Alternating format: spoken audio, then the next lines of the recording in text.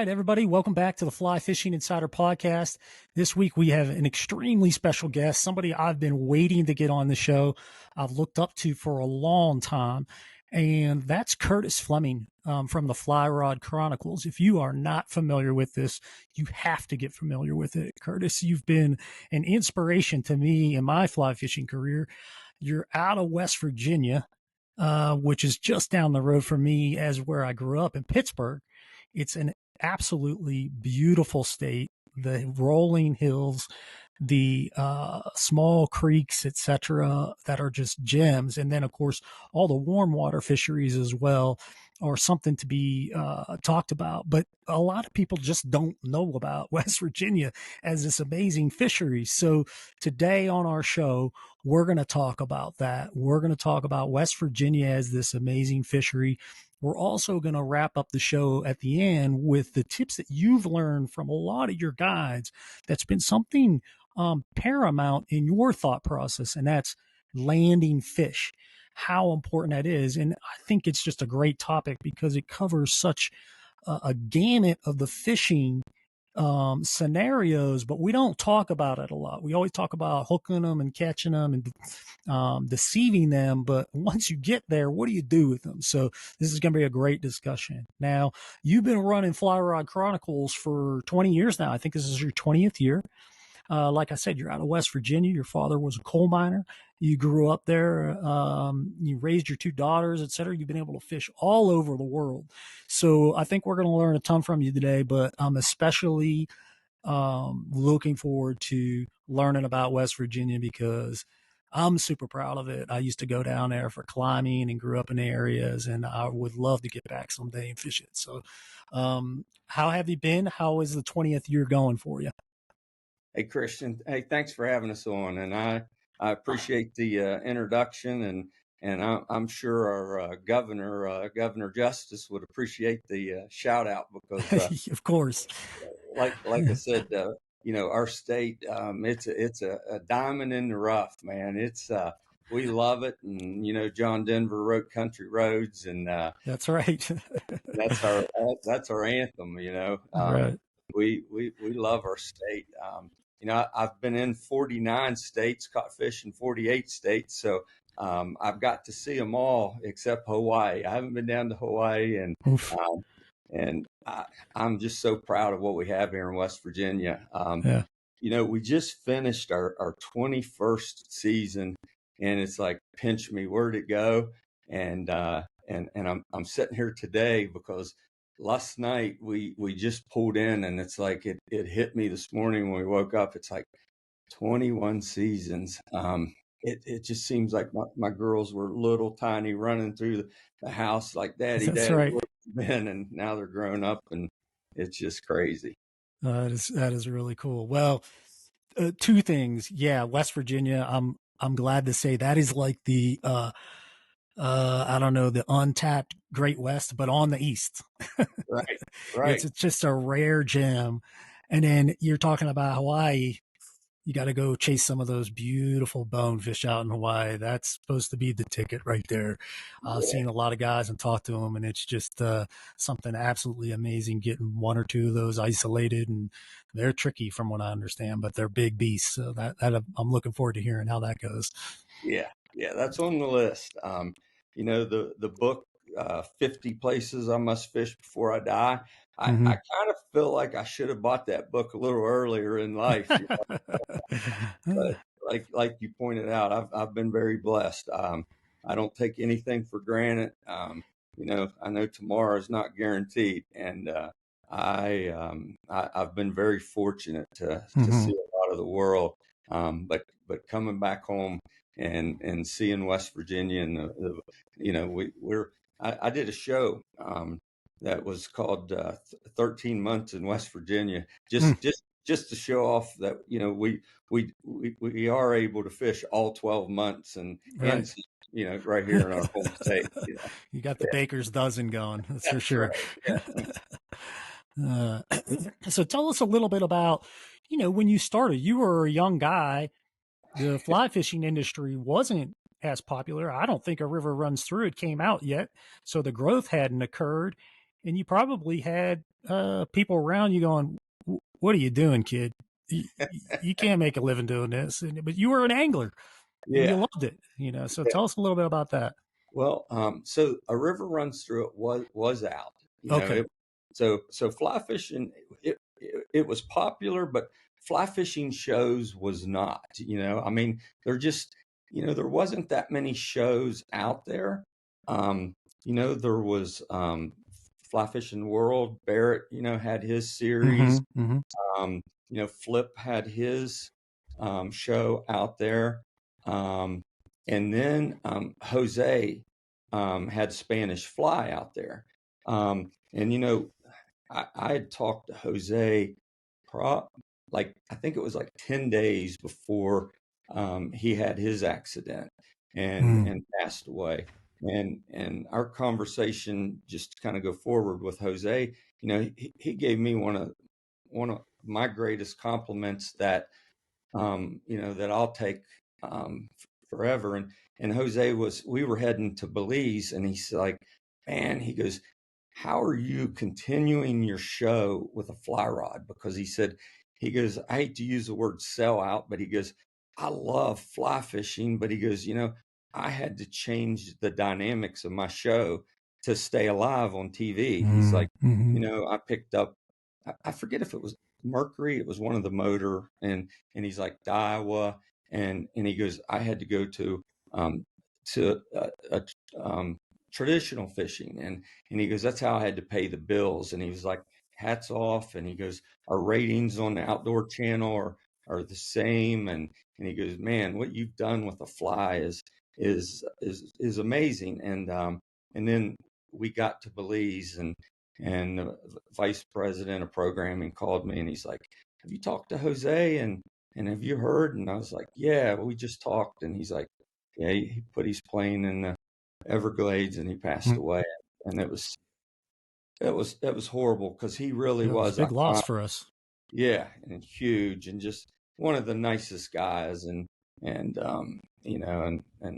left a daughter, Chrissy, behind, and I just can't imagine. But I have heard that when I started it, so many people were like, "How are you going to make a living doing this? Yeah, this is crazy." I heard it from so many people except my family. And my wife was the most understanding, and she was the one that was like, yeah, if anyone can do it, you can do it. But there were so many people that said, this is the craziest thing I've ever heard. Um, Mm-hmm. and that only drove me harder to make it work. Yeah. Yeah. But I was just going to ask, what gave you the confidence to keep trucking forward? yeah, yeah. So, a friend of mine, Ryan Harmon, that's helped me through the business. I kept going to him and saying, Ryan, I don't have a plan B. And he goes, that's awesome. He goes, you don't ever get a plan B. He goes, that'll Mm-hmm. drive me harder. And I was like, man, I got to have a plan B. And about 4 or 5 years into it, I went back to him and I was like, I don't think I have a headline sponsor. And Ryan, I don't have a plan B. And he goes, listen, I do this for a living. He goes, I'm a financial planner. He goes, don't have a plan B. It'll drive you harder. And I met Joe Humphreys, and from your Yep. home state, Yep. and Joe was probably early '80s at the time, maybe late '70s, and Joe's like, we had this discussion. He goes, weren't you a school teacher? And I said, I was. And he goes, there's your plan B. He goes, he goes, if this show doesn't work out, go back and be a teacher. And I was like, yeah, but I, I just don't want. And he goes, let me share something with you. So Joe shared his curriculum from Penn State with me, and Mm. and and he zipped the curriculum, and he goes, I'm going to give this to you. He goes, here's your plan B. And so I studied the curriculum and I kind of revamped it, and I took it back to you mentioned Slippery Rock Yeah. at Fairmont State. We played Slippery Rock, and so I took it to I took it to the dean and the president, and I said, this is my plan B. I said, if my show ever stops, can I come back and teach fly fishing at the university? And they're like, oh, we'd be honored to have you to teach. So that is my plan B. And every year, I have said, you know what? If it doesn't work, I'll go back and teach fly. So that's my plan B. Gotcha. It Right. keeps driving me. Awesome. Awesome. Well, Yeah. I think you're right. No plan B makes it for almost desperate scenario. Yeah, yeah, absolutely. And I did a show. I did a show one day with Dana Holgerson. He was a coach of WVU Mountaineers football team, and now he's with Houston. And Dana told me one time we were talking along the stream, and he said, my job's not much different than yours. He said, you know, I was one phone call away from being a driver's ed teacher and high school football coach. And he said, I just got that phone call. And he said, and I got to coach college football. And I said, Dana, I said, can I use your line? Because I said, I'm always one Yeti sponsorship away from being a school teacher, and so kind of not much different than what you do, Christian. So you fired up and you got some of this negative response, but you went forward and the no plan worked out. I mean, like you said, 21 years later, you've got a successful show. You've made a livelihood out of it. You raised a family, etc. What's next for Fly Rod Chronicles? you know, hey, I remember, like you said, being that young guy, seeing the older guys at the shows and being like, asking that question, like, Lefty, how much longer can you do this? Bob Clouser, how much long? I'm that guy now. I got the kids coming up asking me, hey, I saw you wading in that slippery river out on the North Umpqua and saw your feet go up above your head. How much longer can you do this? So, Right. I mean, we've talked about writing a book. And it's like, can I mention everyone's names? Can I tell the real stories? Can I talk about all the guides I've had? And is it going to get me in trouble? Right. It's like, I don't want it to end, Christian. It's like, there's so many more places in the world I want to see. I don't really have a bucket list per se. I didn't get to go to Kamchatka in Russia. Yeah. Um, I got a good friend, Mike, who has been there a couple times, and he planned a trip. And he's got a daughter that's in education, and he was like, she's trying to have a baby. If she doesn't get pregnant this year, I'm taking you, and I want her to go. And it worked out that she got pregnant. So he said, let's go next year, and next year was COVID, and Mm. and right now I don't want to go to Russia. Yeah. I'd love to sneak over there and kind of put it in Putin's face, but it's just not real safe right now. But Yeah. and I'm not sure I'll ever get over there. So that's the one regret I have is not going over there with Will Blair and seeing Kamchatka. But I can live without that.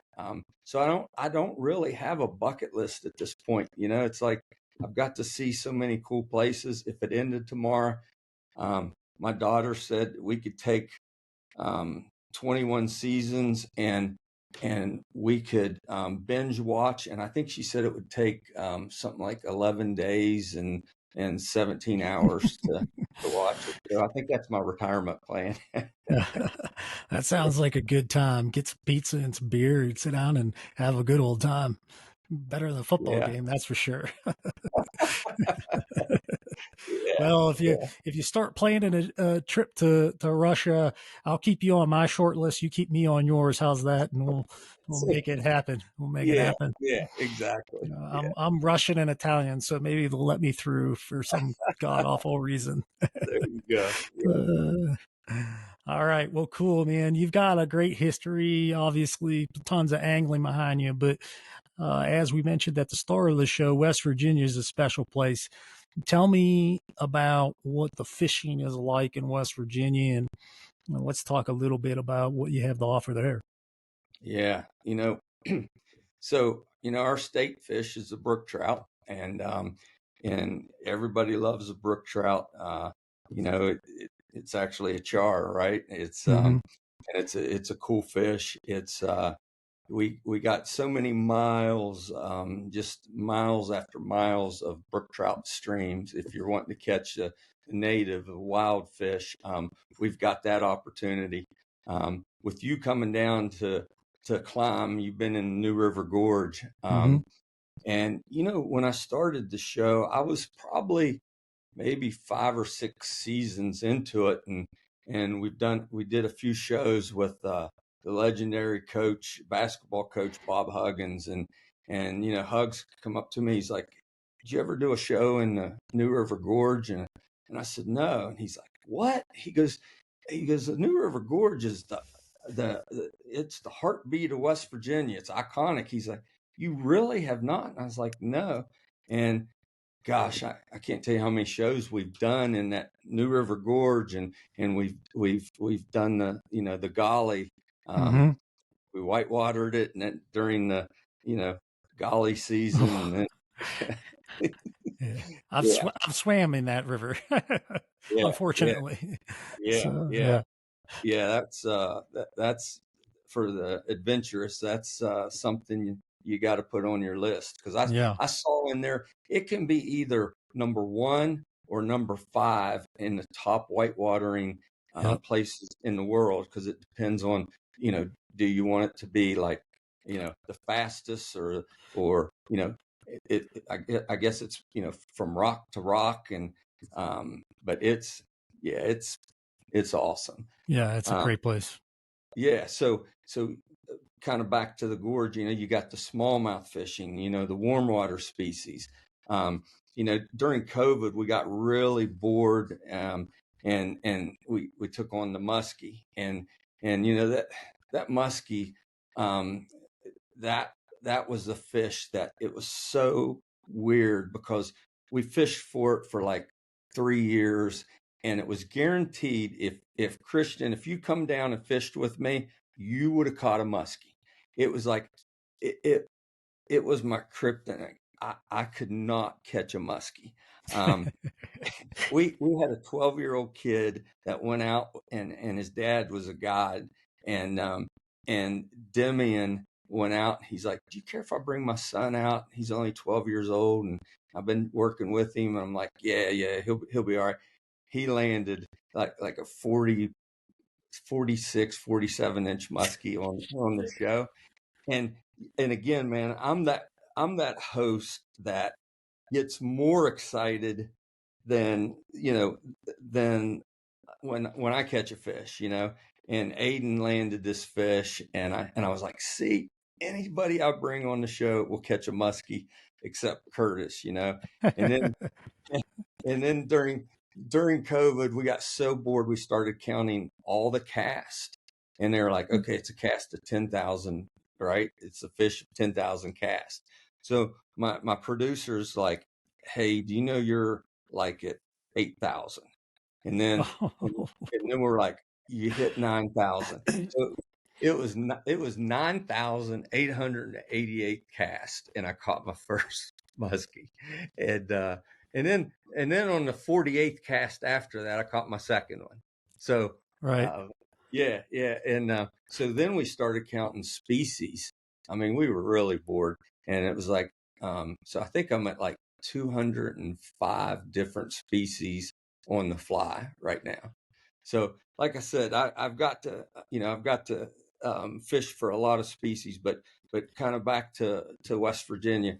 Um, we've got the warm water, and the muskie happened in West Virginia, and we've really turned it into a muskie fishing state. A Mm-hmm. lot of people come here for the muskie. Unbelievable warm water floats that we have, the history that we have in West Virginia. with Harper's Ferry and over in the Eastern Panhandle, floating the Shenandoah River Hmm. and the Potomac. And the Potomac, that's so neat because that drainage, that watershed over there, it goes from a trinkle into the mountains. And I didn't ask you, Christian, about when we talked earlier about your climbing. Did you ever climb Seneca Rocks? Yes, I've climbed Seneca Rocks. Yeah, the loaf, the bread loaf, I call it. How It's like a gorgeous single is slice that? of bread. It's beautiful. Yeah, yeah. So, that's where that Potomac section starts, the North Fork of the South Branch of the Potomac, and that drainage, that's where you get into your native brook trout and some of your wild rainbows, and you can just hike up into the mountains and catch some of the most beautiful trout. And then the lower you get into the smallmouth, and that dumps right into the Potomac River that goes right in front of Washington D.C., right in front of the Hmm. of our capital. Yeah, And so we got so many different species to chase in yeah, West Virginia. yeah. And West Virginia got a bad name a while ago Yeah. for its pollution, Yep. and I think a lot of that was related to coal mining, et cetera. But that's not necessarily the truth anymore, from what I understand. Can you talk a little on that? Absolutely. And I come from a long line of coal mining, and that was my decision, was college or coal mining, and and my father, when I set out for a couple years before I went to college, and he was working his vacation, and he took me into coal mines one night, and I stayed for an 8-hour shift, and the next morning, that's when I went and enrolled in college, and I just, this is not the life that I want to live. And you get it from coming Yep. from your father being in the steel mills, and family doing that kind of work, and every time I see a coal miner, I thank them for keeping the lights on, because they're the reason that that we have lights, and they're the reason that steel can be made, and Hmm. and it's just hard work, and we just weren't educated years ago, Christian. We thought we could just dump things in the water, and the sulfur that went into the water. It was all about educating. Now with the Clean Water Act and everything, and thanks to people, organizations like TU and everyone that got involved, that can't happen today. Yeah. And we just didn't get that. We just did a show.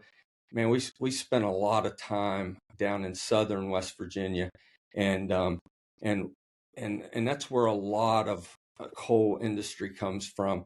And down there, it took a long time to get those rivers down in that area cleaned up. But what had happened down there is, with the drainage, the mine drainage, it was coming into the water. The pH was a lot different down there than it is in most coal mining areas. And all that cold water that was running into the streams down there, found out that our trout was thriving and getting bigger. And a lot of people kept it a secret for years. And then, a couple YouTubers went down there and made it famous. And while we were down there, ran into a couple fishermen, and there was a couple from North Carolina, a couple guys from PA, and a couple locals, and Yep. a couple from Georgia, and the word gets around. And don't get me wrong, man, we love tourism. We love having people come in and find these places, and we just have so many miles of streams, for people to come in and see what we got. And I get it. People from the West sometimes beat on us a little bit for stock trout, but you being from Pennsylvania, it's something we have to do to supplement our trout fishing in the East. We Hmm. just, our water levels don't allow us to have a wild fisheries in the East. It Yeah. just is what it is. And Christian, I don't know how much you followed. Last year we barely got any snow over the winter. Yeah. And I really don't know how our ski season survived. I mean, our ski folks really struggled this past year, Yeah.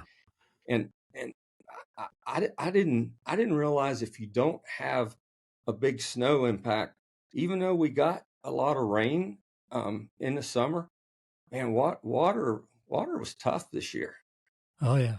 Yeah, my Yeah. sister, she goes to snowshoe every year, and she Mhm. said it was fairly barren. And then I think the water side of it, what I understand from here out west, because we had some years that were bad, is you don't get the ground saturation, That's it. and so the Yep. ground is so dry that when it does rain, it's like a sponge; it just absorbs it, and it really never goes into the creek. Yeah. And the past year we had actually a tremendous year, biggest year in history. And so we're looking, we really looked forward to this summer where, I mean, the water flows were incredible. In fact, they were so high, it was hard to fish for a good Yeah. portion of the season because water levels were high. If you weren't a good high water fisherman, you were kind of beating yourself up.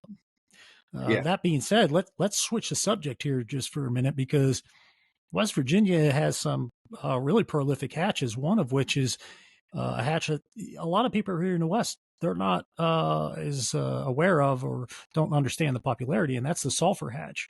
Can you talk a little bit about how that works for you guys and how much you look forward to it? Yeah, you can set your clocks to that sulfur hatch, Christian. Um, it's like it's like Memorial Day weekend, right? You can that end of May, those anywhere from so May 25th through about 3 weeks of June. That sulfur hatch is it's comical in our family because um, I tell our girls all the time, when we're filming or when we're around guides, I've got one daughter that just hates spiders, Yeah, and and I'm like, and when we go to places where there's these hatches that are all over the place, they're like swatting at bugs. I'm like, we make our living off bugs. Quit treating bugs like it's our enemies. And and these hatches are it's neat to see on social media how they post these hatches because especially down on the Elk River, down in that area. Um, um, it's so thick in the evening that it's the sulfurs like you can't even see. Like you have to have your buff, up over your nose, over your yeah, glasses because these things are like trying to get in your eyes. It's in your ears. I mean, yeah, yeah, yeah. And it's funny watching watching when we're filming a show to see how good your camera staff are. Can they really hold a camera without and bugs eating them alive? But they're we go up Slady Fork. We did a show up there, um, and it's just to see the fish boil, and it's so neat also right before a sulfur hatch to think that there's no fish in the water. that's And right. then when they come out, it looks like a jacuzzi. I mean, Yeah, I was just gonna say, I think it was the Slady Fork yeah, uh, one that I watched. You took a young fellow from the WVU football team, right? yeah, yeah, yeah, And you said, just wait, right now it looks real calm, but it's going to look like a jacuzzi here in a bit. yeah, And I yeah, yeah. love that definition because it does. It's like the water just starts boiling. You're like, where did all these fish come from? This is Right, amazing. right. Yeah. Yeah. Just a real quick story. That young kid, Evan, he was the kicker for the Mountaineers. He was up for the Groza Award, the biggest, that's the Heisman for Yeah. kickers. And that night we got in, we hiked out of there, and at 12:45 in the morning, the first time I heard him say a bad word, and he's like, oh, and I'm like, is everything all right? And he goes, no, I got to call my coach, and I'm like, not this late, right? And he goes, yeah, and he called the coach, and he's like, and then I heard him, and he goes, and I'm like, what's wrong? And he's like, I got to go back to Morgantown. And I'm like, for what? And he goes, well, we all have to quarantine. And I'm like, what? And he goes, the guy I lifted with this morning tested positive for COVID. So Oh, that was the first time, and I got stuck. I got stuck in the basement of my house for like I forget what it was at Yeah. that time, 10 days, you know.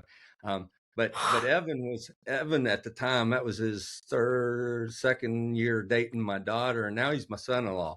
Um, Ah, yeah, yeah, and works for Fly Rock Chronicles now. So very cool.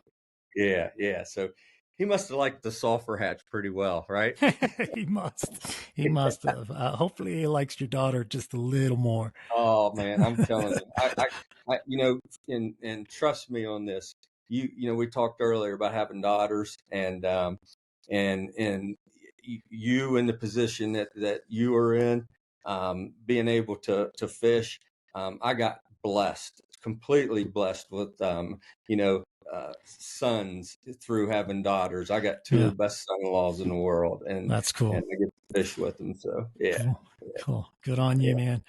Good on you. yeah, Well, let's do this. Let's talk about this landing scenario. Let's wrap up the show yeah. with let's give somebody at home some tips, what they can repeat on the water, because you figure it's easily a third of your fishing, right?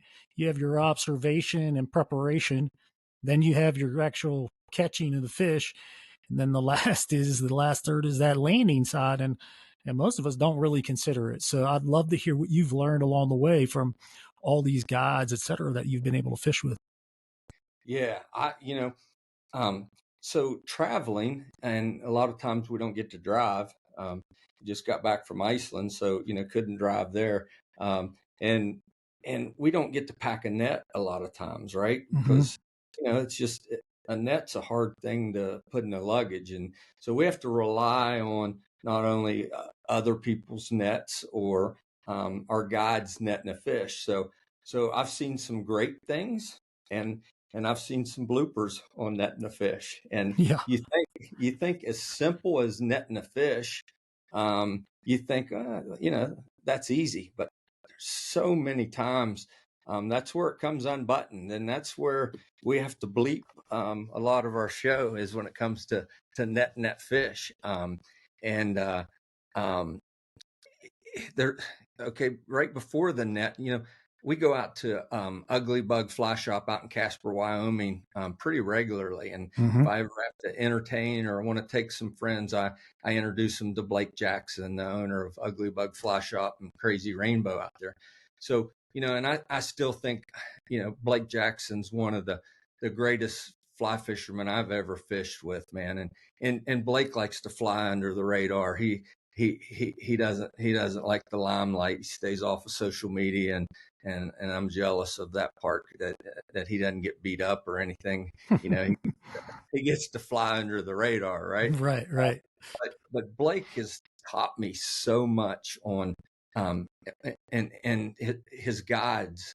Um, you know, they have classes on something as simple as wading, as simple as netting fish, and you know, he teaches his people that you know you can't net the tail, right? Yep. Tail the fish. You know, it's almost like boxing. You know, you kill the head and the body dies, right?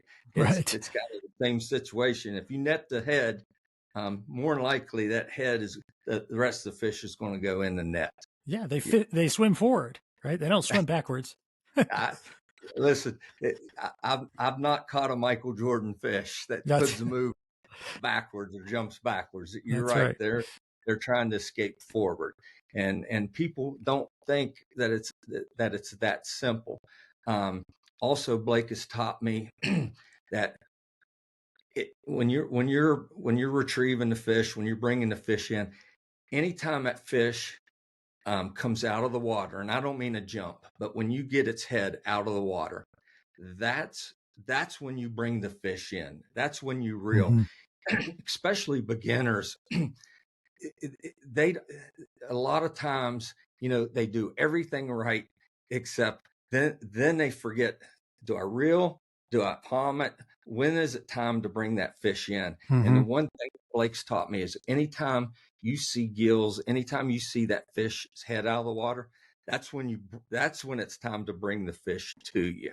Mm-hmm. Um, and and if anybody can take anything out of that, um, especially if you're fighting a fish for a long time, because and Christian, I know this has went through your head, and it goes through my head a lot, especially fishing with guides.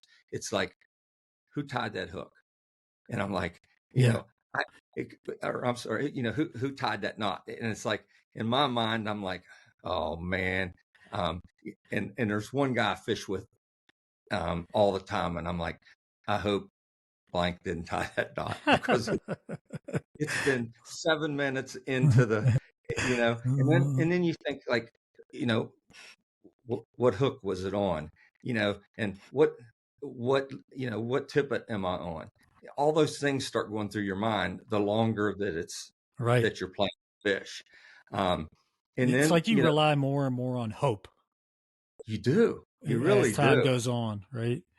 And I'm very thankful that the audio can't pick up my mind as I'm retrieving the fish, because you're really There'd be a lot of you're cuss really words in there. you're totally talking to yourself, man. And then you get it to the boat, and you don't realize that your guide, he's trying not to flip you off the boat, right? He's trying Right. not to hit the rock. He's trying to figure things out. And you're sitting there going, "Come on, George, net my fish." Yeah. Right? He's trying to Yeah. control the boat and trying to, and also, you got to know when it's time to be an athlete, when it's time to get out of the boat and go run that fish down. That's right. Agree? Yeah. It I gets mean, downstream too. You have to make sure that angle doesn't get too shallow. and as a fisherman, it's your job to put that fish in a body of water to be netted, Mm-hmm. because I see so many people that you have a choice, okay, to change directions on the fish, and I've watched fish so many times. Okay, the fish is swimming left, and it just started swimming left. You're playing it, you're playing it, you're playing it. You make that decision. Well, do I rotate it right? That's when a fish will come unbuttoned a lot. You Mm-hmm. you don't move it right until that fish makes its turn. And I've seen so Mm-hmm. many people that's like, well, it's went left for a while. I'm gonna change directions and wear it out. You let the fish wear itself out. Now, if it's coming to a snag and you want to move it, you got a decision to make. But so Right. many people, they'll let slack in their line when they're trying to move it. That's the time that you really want to put the heat on it when you're making the turn, or it will come unbuttoned. Mm-hmm. Mm-hmm. Yeah. Yeah. And there's a methodology to changing direction. A lot of people think it's just a regular flip of the rod one way or the other, but I always envision the tip of my rod going in an upside down U. And when you Hmm. do that, that maintains and increases the pressure on the fish during the flip to Right. keep that hook from dislodging. I think that's really important. And you mentioned before too, the body of water. Can you talk about that? Like, because people, I think a lot of people make the misconception of, or maybe not misconception, but they make the mistake of, I didn't really plan on where I wanted this fish to go. And now I've got it online and I'm trying to figure that out. So, what do you look to avoid in that scenario? Oh yeah, rocks, snags. We did on one of our shows up on the Miracle Mile. I bet you we fought a fish, and I've seen a lot of people fight fish unnecessarily, right? Mm, Fight fish too long. If you watch some of our competitive fly fishermen, or our U.S. Fly fishermen, yeah. man, they know how to get a fish in that quick. But they practice. They practice waiting. There Hmm. there's guys older than me that can get across the river just like that. They practice. But exactly what you're talking about there. Um, you got if you're in a boat, you got to work with your guide. Hmm. You got to work with the guy rowing the boat. Usually he's setting, you're standing fighting a fish, so you have a better observation of what's downstream. So it's up to you fighting that fish, looking at what's coming up. So Mm-hmm. if you can help your guide saying, hey, there's a boulder coming up at 10 o'clock, letting him know how to get around it. Well, it's also up to you to steer that fish away from that boulder. Because Right. believe me, a good smart fish is looking to put you in that boulder. Right. So you're trying to avoid that. You're also trying to avoid the fast water and trying to keep the fish out of that. And if you can look ahead of you, depending on the speed of the current, if you can look ahead of you for the slow water and let your guide know that it's coming up and move that fish to that slow water, that's where you want to land your Yeah. fish. Yeah. And but so many people are just, they think that, if they can get that fish to the boat, your guide's going to put it in there. But there's a lot of That's right. determining factors there. Right. And it's a lot harder to move your boat than it is to move that fish sometimes. It really is. Yeah. It is. You know. And it's neat too. Like, so many fish are different. Like, you take a fish like a red side on the Deschutes Mm-hmm. that's been there since the ice age. You take a 16-inch red side. That fish is stronger, a Mm-hmm. 16-inch fish, than maybe a 28-inch fish on another river, Mm-hmm. right? Because they're used to fighting that strong current, Yeah. and yeah, and that fish is going to beat you. Right. They're And used to all that swirling water and current change and et cetera. Yeah, it's a totally different world. and you got to know your fish. Um, Also, it's important for the angler, if you're on a guided trip, know what your guide's tying on. Know the tippet. Mm-hmm. Know, I mean, your thought process of landing a fish is different if you're on 6X or 2X. You Mm-hmm. know, you're a little cocky if it's Yeah. 2X. If it's 6X, you're praying to Jesus, Yeah. Right. Right. But at the Right. same standpoint, it's really cool. I think one of the things that is worth trying for a long time is fishing really light tippet when you can and pushing it to the limits, because it is Yeah. absolutely unbelievable what you can get out of 6X, because you have tons of stretch in your line, you have tons of bend in your rod, etc. And in that absorption, it's amazing what a 6 inch or a 6X leader can do for you. And if you That's right. don't know that limitation, then you like we said, you're always in that hope and fear scenario, when I think majority of the time you don't have to be, and you'll end up introducing slack or weakness in your setup that causes a loss of a fish. Yeah. And something else, Christian, too, is it's funny to watch different people's styles of, and especially beginners. When do I get my line back on my reel? Mm-hmm. Right. You got all this line down here below. Do I strip the fish in, or do I go to my reel? Mm-hmm. And even hearing experienced guides going, got to get the line on the reel. No, just strip it. You're all right. Yeah. And it's like, what works for, what's the best method? Personally, and this is a shameless plug for Hatch Reels. Um, I love getting the line on the reel Yep. as fast as I can. Back when I first started fly fishing, uh, a reel is it just stores your line. Yeah, it's a click That's ball. It wasn't a Yeah, drag. yeah, yeah, yeah. That's the only reason the reel's made. It just collects line for you, so you strip it in. That's all you got to worry about. Now, with the great reels we got, um, it's all that excess line is kind of my nightmare. You're asking for something to go wrong, Mm-hmm. especially if you're in a boat.